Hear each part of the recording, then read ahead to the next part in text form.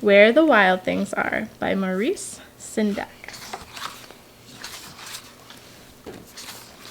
That night, Max wore his wolf suit and made mischief of one kind and another.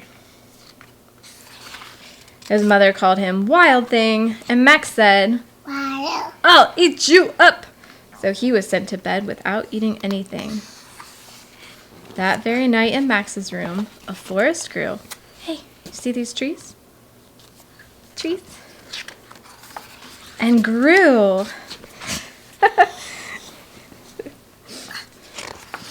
And grew until his ceiling hung with vines and the walls became the world all around. And an ocean tumbled by with a private boat for Max, and he sailed off through night and day. Here.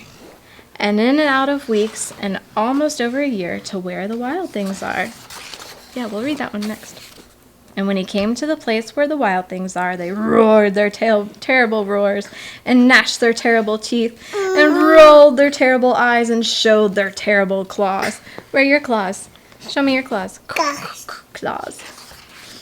Till Max said, "Be still," and tamed them with the magic trick of staring into all their yellow eyes without blinking once. And they were frightened and called him the most wild thing of all, and made him king of all the wild things. "And now," cried Max, "let the wild rumpus start." Can you do a rumpus? You do a rumpus. Rumpus. Rumpus. Here they go. What are they doing? Rumpus. Rumpus. What are they doing? Rumpus. Rumpus. And what are they doing? Rumpus. Rumpus. "Now stop," Max said, and sent the wild things off to bed without their supper. And Max, the king of all wild things, was lonely and wanted to be where someone loved him best of all. Then all around, from far away across the world, he smelled good things to eat. So he gave up being king of where the wild things are. But the wild things cried, "Oh, please don't go. We'll eat you up. We love you so." And Max said, "No." The wild things roared their terrible roars and gnashed their terrible teeth and rolled their terrible eyes and showed their terrible claws. But Max stepped into his private boat and waved goodbye. Say goodbye.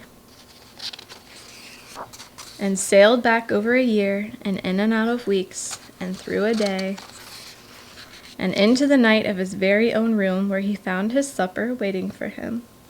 You see his supper? Yeah. No. And it was still hot. Hot.